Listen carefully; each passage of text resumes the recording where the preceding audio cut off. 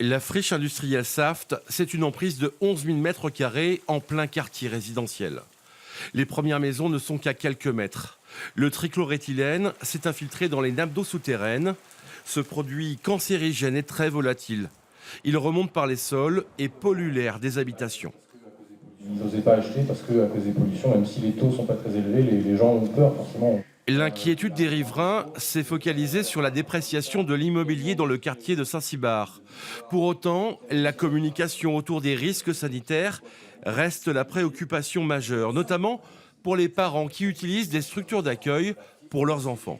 Pour la crèche, il n'y a pas eu de communication officielle, mais même ne serait-ce que pour rassurer les parents, c'est ce que je trouve invraisemblable, c'est qu'on reste dans des rumeurs et en tout cas pour ce public vraiment en bas âge et donc exposé à un risque très fort, il vaut mieux désamorcer ce type d'inquiétude par une communication officielle. Dans ce dossier, l'État, le département et la ville jouent la transparence avec des réunions publiques annuelles. Plusieurs riverains reconnaissent que les choses avancent. Aujourd'hui, on a des réponses. On a des réponses effectivement sur la volonté de l'État.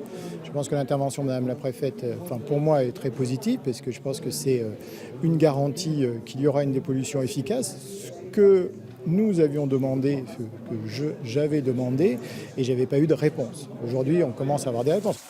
Le département prévoit de désamianter et démolir les bâtiments dès novembre 2019. Un accord a été trouvé avec l'ancien propriétaire des lieux qui prendra en charge 50% de la facture. Plutôt que de rentrer dans un contentieux avec un ayant droit qui nous amènerait dans des délais extrêmement longs, c'est de pouvoir agir tout de suite. Déconstruction, dépollution et surveillance. Le calendrier de dépollution et réhabilitation du site n'est pas encore connu. Il faudra néanmoins plusieurs années. Le coût de cette opération pourrait dépasser les 2,5 millions d'euros.